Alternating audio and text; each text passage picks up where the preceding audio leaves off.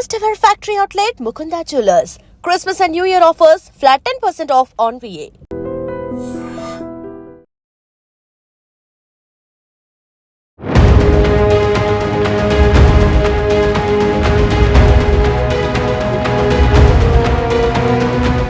నమస్కారం, welcome to I dream. నేను మీ సంగీత. ఒక జంట పెళ్ళైన 24 గంటల్లోనే విడాకులు కావాలని చెప్పేసి కోర్టులో అప్లై చేసుకోవడం జరిగింది. అసలు ఎందుకని వాళ్ళు విడాకుల కోసం అప్లై చేసుకున్నారనే దానిపైన మనం మాట్లాడుకుంటే, ఇది పూణేలో జరిగిన ఇన్సిడెంట్. వారిద్దరూ కూడా ఒక 6 నెలల పాటు లవ్ చేసుకోవడం జరిగింది. చేసుకున్న తర్వాత ఎలాగైనా సరే పెళ్లి చేసుకోవాలని చెప్పేసి ఇరు వర్గాలకు సంబంధించిన పెద్దలను ఒప్పించారు. లవ్ కమ్ అరేంజ్డ్ మ్యారేజ్ చేసుకున్నారు. చేసుకున్న తర్వాత పెళ్ళైన ఒక రోజులో ఈ అబ్బాయి ఏం చెప్పాడంటే, నేను మర్చెంట్ నేవీలో డాక్టర్గా ఉద్యోగం చేస్తాను. ఒకవేళ నేను ఉద్యోగరీత్యా అక్కడికి వెళ్ళినప్పుడు ఓడలోనే 6 నెలల పాటు కూడా పని చేయాల్సి ఉంటుంది అని చెప్పేసి అప్పుడు ఆ అమ్మాయికి చెప్పాడు. చెప్పిన తర్వాత, ఇది నన్ను లవ్ చేసేటప్పుడు నాకు ఎప్పుడు చెప్పలేదు, పెళ్ళి ముందు రోజు కూడా నాకు చెప్పలేదు, పెళ్ళి జరుగుతున్నప్పుడు కూడా చెప్పలేదు, కాబట్టి నువ్వు నన్ను మోసం చేశావు, నాకు ఈ విషయం చెప్పకుండా దాచిపెట్టి పెళ్లి చేసుకోవడం అనేది నాకు నచ్చలేదు అని చెప్పేసి వారి పేరెంట్స్కి, అదేవిధంగా ఈ అబ్బాయికి, ఈ అబ్బాయి వాళ్ళ తరపున బంధువులకి, వాళ్ళ తల్లిదండ్రులకు అందరికీ కూడా తను చాలా స్పష్టంగా చెప్పింది, నేను పెళ్లి చేసుకున్నదే నా భర్తతో రోజు ఉంటూ తర్వాత నెక్స్ట్ పిల్లల్ని కనాలి అని చెప్పేసి నేను అనుకున్నానే తప్పించి, పెళ్లి చేసుకున్న తర్వాత భర్త ఒక చోట నేను ఒక చోట ఉండి జీవితం సాగించాలని చెప్పేసి నేను ఎప్పుడూ కూడా అనుకోలేదు, కాబట్టి నేను ఇతనితో ఉండలేను అని చెప్పేసి చెప్పడం జరిగింది.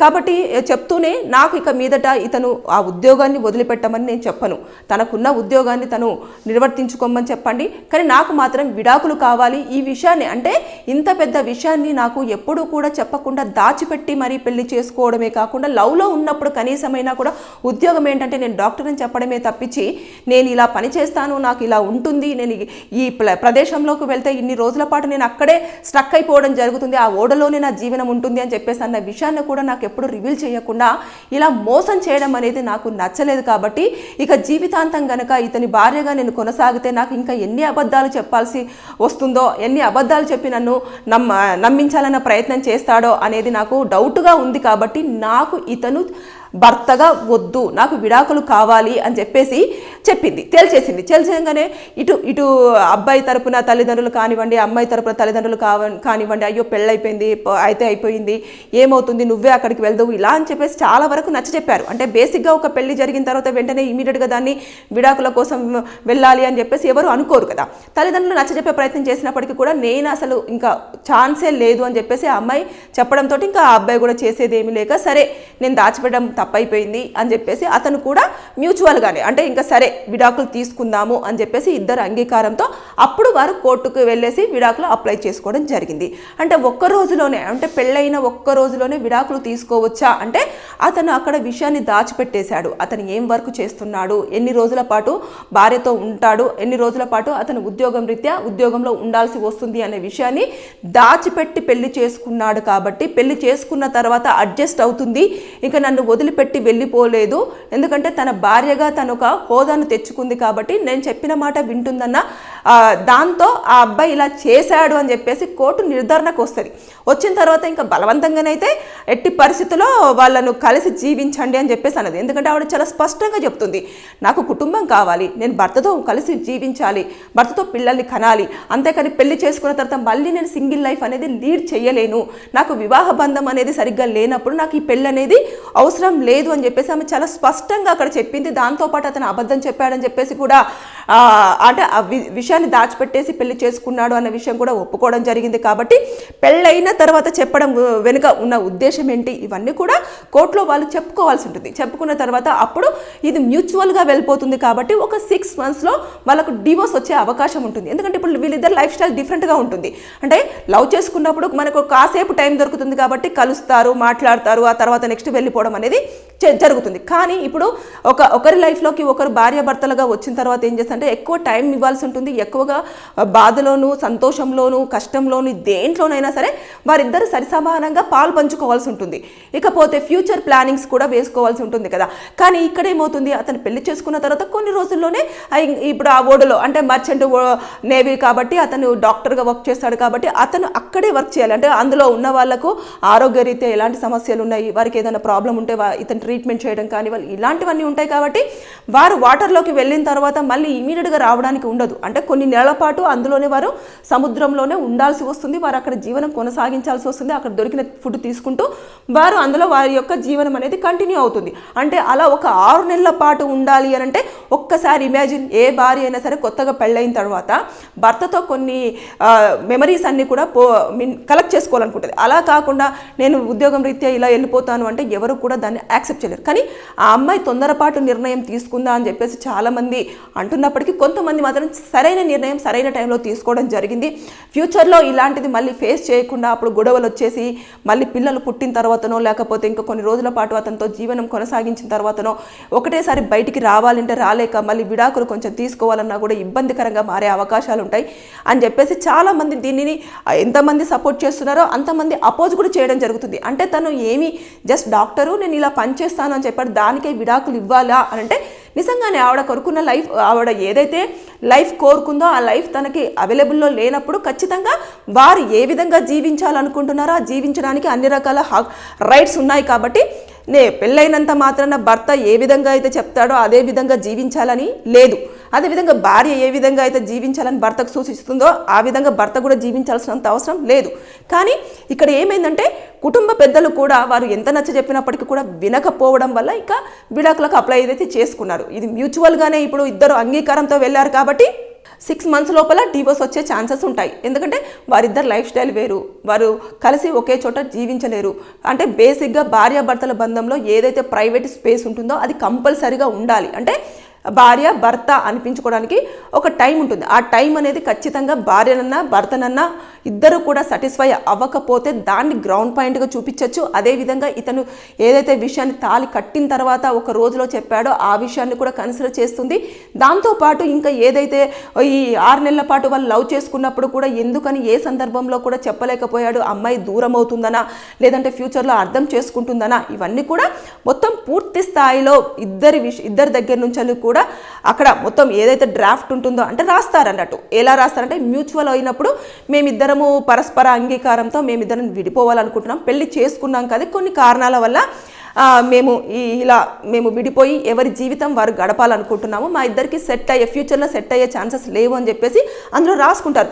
అలా కాకుండా మనం మ్యూచువల్ డివోర్స్లో ఇలా రాయరన్నట్టు, ఈ అమ్మాయి జీవన విధానం వేరు, ఇతను నాకు అబద్ధం చెప్పాడు, ఇలా అని చెప్పేసి ఏది రాశారు అంటే అది అప్పుడు మళ్ళీ కంటెస్ట్కి వెళ్తుంది, మ్యూచువల్కి వెళ్ళదు అన్నట్టు. ఇక్కడ ఏమైందంటే మా లైఫ్ స్టైల్ వేరు, మా అభిరుచులు వేరు, మేము ఉండే విధానం వేరు, కాబట్టి మా అభిప్రాయాలు అన్నీ కూడా దేనికి కూడా సింక్ అవ్వట్లేదు. కాబట్టి ఫ్యూచర్లో మేమిద్దరం కలిసి జీవించలేము, మా ఫ్యామిలీ ట్రెడిషనల్స్ వేరు, ఇవన్నీ కూడా అని అందులో పెడతారు. పెట్టిన తర్వాత అప్పుడేమవుతుందంటే ఓకే ఫైన్, వాళ్ళిద్దరు పరస్పరంగా ఒప్పుకొని విడిపోవాలనుకుంటున్నారు కదా, ఇంకా బలవంతంగా వాళ్ళను భార్యాభర్తలుగా కొనసాగండి అని చెప్పే అంత అధికారం కూడా కోర్టుకు లేదు అని చెప్పేసి అప్పుడు తీర్పు అనేది సరే మీకు డివోర్స్ ఇస్తాము అని చెప్పేసి చెప్పడం జరుగుతుంది. అంటే చాలామంది ఏమంటారు, 1 సంవత్సరం పాటు ఉంటేనే విడాకులు వస్తాయి, సంవత్సరం తర్వాత విడాకులు రావు అని చెప్పేసి. అంటే మ్యూచువల్గా ఇక్కడ ఆల్రెడీ అక్కడ ఒక చిన్న పాయింట్ దొరికింది కదా, తను అబద్ధం చెప్పాడు అంటే నేను డాక్టర్ అని చెప్పాడు కానీ అక్కడ నేను పనిచేస్తానన్న విషయాన్ని దాచిపెట్టి పెళ్లి చేసుకున్నాడు, అది మెయిన్ క్రైటీరియాగా తీసుకుంటారు.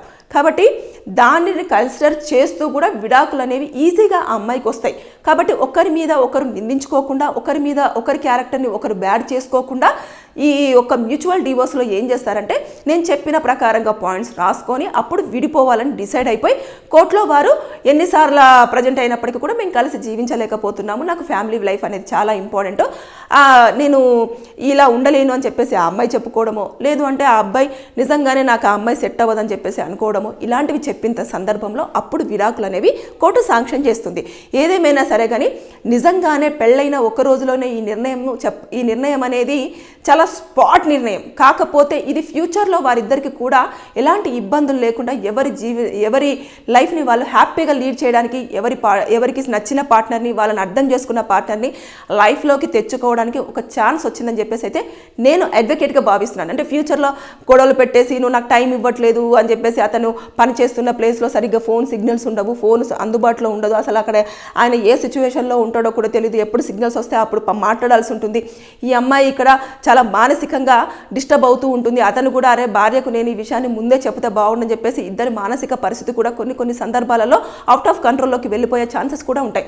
ఇవన్నీ లేకుండా ముందుగానే వాళ్ళు తీసుకున్న ఈ డెసిషన్ ఏదైతే ఉందో చాలామంది అప్రిషియేషన్ అయితే చేస్తున్నారు. ఏదేమైనా సరే కానీ నాకైతే అడ్వకేట్గా వీరు తీసుకున్న నిర్ణయం అయితే కరెక్ట్గానే అనిపించింది. కరీంనగర్ జిల్లాలోని సైదాపూర్ మండలానికి చెందిన నర్సాయిపేట గ్రామంలో ఒక దారుణమైన సంఘటన చోటు చేసుకుంది. తల్లిదండ్రులే తన 16 ఏళ్ల కూతుర్ని గొంతు నులిమి మరీ చంపేయడం జరిగింది. ఇక అంతేకాదు దాన్ని ఆత్మహత్యగా చిత్రీకరించే ప్రయత్నం కూడా చేశారు. అసలు ఏం జరిగింది, ఎందుకని కడుపున పుట్టిన కన్న కూతురిని చంపేయాల్సిన దారుణమైన సిచ్యువేషన్ వచ్చింది అనేది మనం మాట్లాడుకుంటే, ఆ 16 ఏళ్ల అమ్మాయి ఏం చేసిందంటే, అదే వారు నివసిస్తున్న పక్కన ఉన్న ఇంట్లోనే ఒక వ్యక్తి ఉంటాడు. అతనికి పెళ్ళైపోయింది, 2 పిల్లలు కూడా ఉన్నారు. ఆ వ్యక్తితో చనువుగా ఉండడము, ఫోన్లు మాట్లాడము, అతనితో బయటికి వెళ్ళడము, అతనితో లవ్లో ఉన్న విషయం కూడా తల్లిదండ్రులు గ్రహించారు.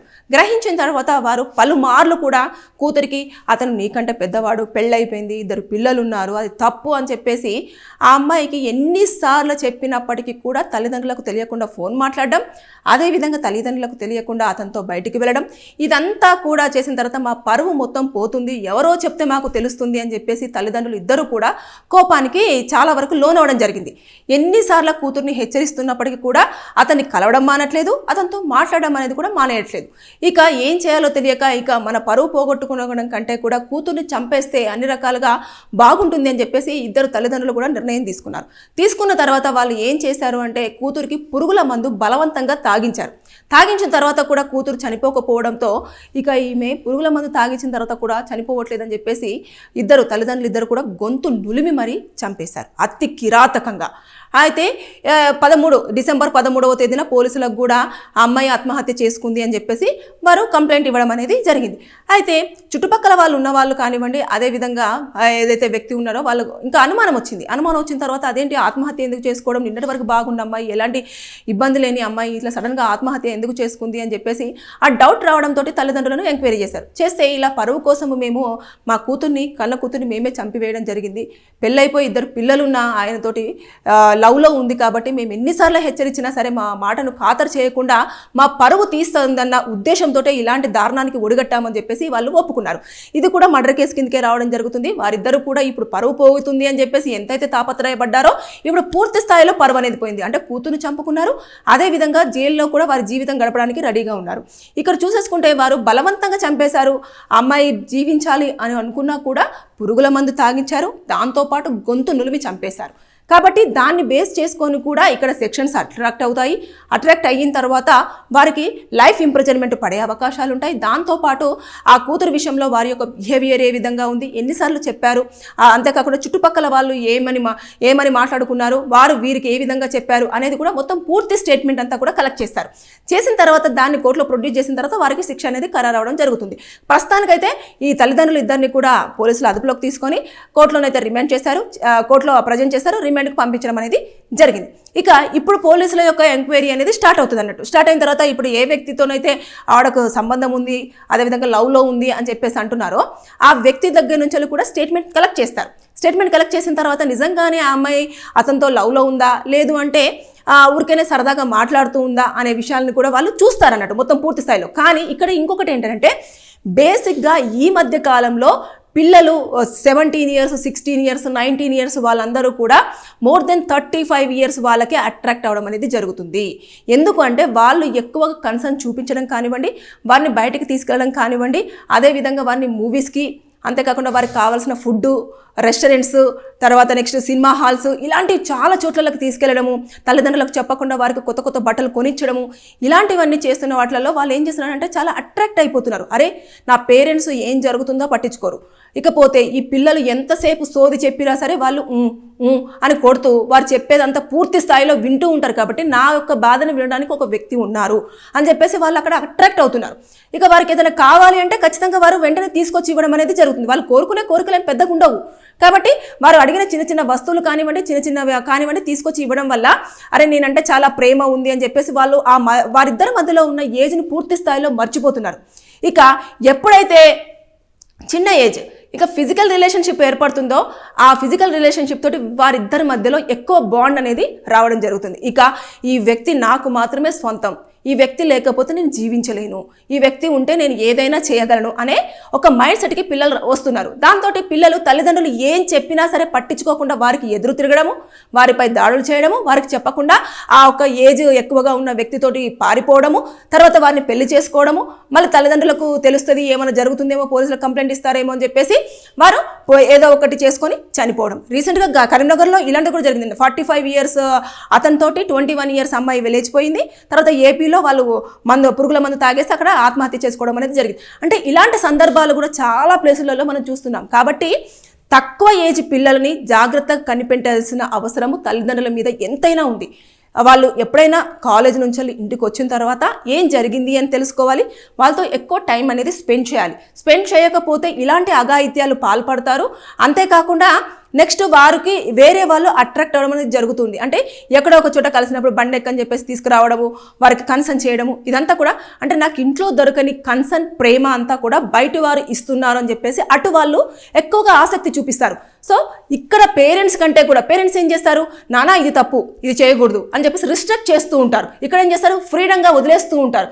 అయితే వీళ్ళు కంపేర్ చేసుకుంటారు. కంపేర్ చేసుకున్న తర్వాత ఇక్కడ నాకు ఫ్లెక్సిబిలిటీ ఉంది, అంటే ఇక్కడ నేను చేస్తున్నది కరెక్ట్, ఇక్కడ నేను చేస్తున్నది తప్పు అనేది వాళ్ళు జడ్జిమెంట్ చేసుకోలేని సిచ్యువేషన్లో ఉంటారు. సో వీళ్ళు ఏదైతే చెప్తారో థర్డ్ పర్సన్ వాళ్ళది ఎక్కువగా వినడం వల్ల తల్లిదండ్రులకు చెప్పే మాట మంచి మాటలు వాళ్ళకు చేదుగా కనిపిస్తాయి. అప్పుడు వారి చేతి నుంచి దాటిపోవడం అనేది జరుగుతుంది. సో ఇక్కడ పరువు కోసం అని తల్లిదండ్రులు ఎంత పాకులాడారో 16 సంవత్సరాల అమ్మాయి చేతికొచ్చిన అమ్మాయిని అతి దారుణంగా చంపి హంతకులుగా మిగిలిపోవడం జరిగింది. అంటే ఈ సిచ్యువేషన్ ఎందుకు చోటు చేసుకుంది? తల్లిదండ్రులు చెప్పే విధానం అంటూ ఒకటి ఉంటుంది. నేను అది ప్రతి ఒక్క వీడియోలో కూడా చెప్తున్నాను. అంటే వారు చేస్తుంది తప్పు, కానీ ఆ తప్పును తప్పుగా చూపించాలి అంటే వారి వేలో మీరు వెళ్ళి వారికి నచ్చజెప్పే ప్రయత్నం చేయాలి. కానీ అంటే మనం ఇప్పుడు ఏదైనా ఒకటి మన చేతిలో గట్టిగా బంధించామనుకోండి, అదేమైతే పైనుంచి కానివ్వండి కింద నుంచి కానీ ఇలా వెళ్ళిపోతూ ఉంటుంది. అదే దాన్ని చాలా సుకుమారంగా హోల్డ్ చేసామనుకోండి 2 చేతులలో ఆగే ప్రసక్తి ఉంటుంది. కాబట్టి ఇలాంటివి మనం చూసుకోవాలి. కానీ దాన్ని గట్టిగా బలవంతంగా అదిమి పడదాము అని అంటే మన చేతుల నుంచి మిస్ అయిపోయే ఛాన్సెస్ ఇక్కడ చూస్తే అర్థమవుతుంది. సో పిల్లలు ఈ రోజుల్లో ఎక్కువగా ఎవరైతే వారికి టైం ఇస్తున్నారో, అంతేకాకుండా ఎవరైతే వారిపైన కన్సర్న్ చూపిస్తున్నారో, వారికి కావాల్సిన అవి వారికి అందుబాటులో ఉంచుతున్నారో వారిపైన ఎక్కువగా ఇంట్రెస్ట్ చూపించి తల్లిదండ్రులను విలన్స్గా చూసే రోజులు మనం ఇక్కడ ఎక్కువ చూస్తున్నాం. కాబట్టి అందుకనే ఏజ్ గ్యాప్స్ అనేవి ఎక్కువ ఉన్నా సరే వారు ఇప్పుడు తండ్రి ఏజ్ ఉన్న వాళ్ళతోటి కూడా పిల్లలు వాళ్ళు వెళ్ళేసి వాళ్ళతో ఫిజికల్ రిలేషన్షిప్స్ పెట్టుకుంటున్నారు. అది తెలియట్లేదు. వాళ్ళు ప్రెగ్నెంట్ అయ్యేంత వరకు కూడా కొన్ని సందర్భాలలో తెలియట్లేదు. ఇది ఎక్కడ లోపిస్తుంది? తల్లిదండ్రుల దగ్గరనే లోపిస్తుంది. అదేవిధంగా వాళ్ళు మాట్లాడుతున్నప్పుడు వెంటనే నాన్న అతను మన ఇలా ఉంటుంది రోజులు ఇలా ఉంటాయి అని చెప్పాలి. అంటే మన దగ్గర ఒక దరిద్రం ఏంటనంటేను ఏదన్నా విషయం ఒక అబ్బాయి అమ్మాయి మాట్లాడుకుంటే వెంటనే వాళ్ళకు ఒక లింక్ పెట్టేస్తారు. అది నిజమా కాదా అన్నది పక్కన పెట్టేస్తే ఫస్ట్ లింక్ పెట్టంగానే వీళ్ళ మైండ్లో చిన్న మెదడు అది ఏం చేస్తుందంటే అరే నిజమా, అంటే నిజంగానే అతను లవ్ చేస్తున్నాడా అని చెప్పేసి వాళ్ళు దానికి లేని దానికి కూడా అట్రాక్ట్ అవుతూ ఉంటారు. ఇంకా పక్కన వాళ్ళు ఇంకా దాన్ని ఎంకరేజ్ చేస్తారా, నీకోసం వచ్చాడు, అదిగో నీకోసం బైక్ మీద వెయిట్ చేస్తున్నాడు, నీకోసం ఏదో తీసుకొచ్చాడు అని చెప్పేసి ఇక వాళ్ళు కూడా పక్కన వాళ్ళు ఎంకరేజ్ చేస్తుంటారు. ఇలాంటి సంఘటనలు ఈ మధ్య కాలంలో ఎక్కువగా చోటు చేసుకుంటున్నాయి. కాబట్టి ఇలాంటి దారుణాలు అనేది జరిగి పెద్దవారికి చిన్నపిల్లలు అట్రాక్ట్ అవ్వడము, దాంతో తల్లిదండ్రులకు కోపం రావడం, ఇలా నిర్దాక్షిణంగా చంపేయడము జరుగుతూ ఉంది. చూసుకుంటే చాలా వరకు ఇలాంటివి బయటికి కొన్ని వస్తున్నాయి, బయటికి రానివి కూడా చాలా ఉన్నాయి. ఇక్కడ ఆత్మహత్యగా చిత్రీకరించాలన్న ప్రయత్నం చేశారు. కాబట్టి ఇక్కడ దీని కింద కూడా వారికి సెక్షన్స్ అట్రాక్ట్ అవుతాయి. కంపల్సరీ అట్రాక్ట్ అయిన తర్వాత వారికి అదేంటిది లైఫ్ ఇంప్రిజన్మెంట్తో పాటు ఈ యొక్క సెక్షన్స్ ప్రకారంగా కూడా శిక్షలు ఏముంటాయో అవి కూడా అప్లికేబుల్ అయ్యే ఛాన్సెస్ ఉంటాయి. ఏదేమైనా సరే కుటుంబ పరువు పోతుంది అని చెప్పేసి అనుకున్నప్పుడు మీరు ముందుగానే పిల్లల విషయంలో ఎన్ని జాగ్రత్తలు తీసుకోవాలో అవి ఖచ్చితంగా తీసుకోవాల్సిన అవసరం ఉంటుంది. ఒకవేళ చుట్టుపక్కల వాళ్ళతోటి ఎక్కువగా క్లోజ్ ఉన్నారు అనుకున్నప్పుడు వారి యొక్క రిలేషన్షిప్ ఏంటి అనేది పూర్తి స్థాయిలో తెలుసుకొని అక్కడ కనుక అమ్మాయి సరిగ్గా లేదు అనుకున్నప్పుడు కొంచెం ప్లేస్ మారే ఛాన్స్ చేయండి. అక్కడే ఉంటూ మన స్వంత ఇల్లు లేకపోతే ఇది అని చెప్పేసి అనుకున్నప్పుడు పక్కన వాళ్ళకు వార్నింగ్ ఇచ్చే ప్రయత్నం చేయండి. మా అమ్మాయితో ఎందుకు మాట్లాడుతున్నావు, లేదంటే పోలీసులకు కంప్లైంట్ ఇచ్చే ప్రయత్నం చేయండి. వారే వార్న్ చేస్తారు. ఇలాంటివన్నీ వెసులుబాట్లు ఉన్నా కూడా దాన్ని పట్టించుకోకుండా ఇలాంటి దారుణాలకు ఒడగట్టేస్తే అన్ని నవమాసాలు మోసి కని పెంచిన తర్వాత చివరికి మీ చేతుల్లోనే ఆ పాపను చంపేయడం అనేది అసలు ఎంత దారుణమైన సిచ్యువేషన్. కాబట్టి తల్లిదండ్రులు అలర్ట్గా ఉండాలి. పెద్ద ఎవరైతే పిల్లలు ఎక్కువ ఏజ్ వారితోటి కొంచెం ఇంటరాక్ట్ అవుతున్నారు లేదంటే ఎక్కువ కన్సర్న్ చూపిస్తున్నారు అన్నప్పుడు కొంచెం వారికి నచ్చజెప్పే ప్రయత్నం చేయండి. మీ వల్ల కాని పక్షంలో పోలీసులను అప్రోచ్ అయ్యి ఆ వ్యక్తి మీద కొంచెం కంప్లైంట్ చేయండి. చేస్తే పోలీసులే నెక్స్ట్ స్టెప్ ఏం తీసుకోవాలి అనేది తీసుకునే ప్రయత్నం చేస్తారు. అంతేకాని ఇలా పిల్లల్ని మాత్రం చంపుకునే ప్రయత్నం అయితే చేయకూడదని నేను వీడియోలో చెప్పాలనుకుంటున్నాను. Thank you. And for more videos, Please subscribe to iDream. Please subscribe to iDream. Please subscribe iDream. And please subscribe to iDream. For more videos, subscribe to iDream. Please like, share and subscribe to the channel. Congratulations, iDream. Subscribe to iDream. Subscribe to iDream. so subscribe to iDream Media. iDream team andarki huge congratulations. Please subscribe iDream Media. Please subscribe to iDream. Subscribe iDream. Please subscribe to iDream. iDream అంటే నా కళల ఛానల్ను subscribe చేసుకున్న నోరు తిరుగుతలేదు, మీరైతే గంట గుర్తు కొట్టండి. For more such videos, please subscribe to iDream. Subscribe to iDream. Please subscribe to iDream. Please subscribe iDream Media. Please do subscribe to iDream. Please subscribe to iDream Media. For best entertainment and information, please subscribe iDream. And don't forget to subscribe to iDream.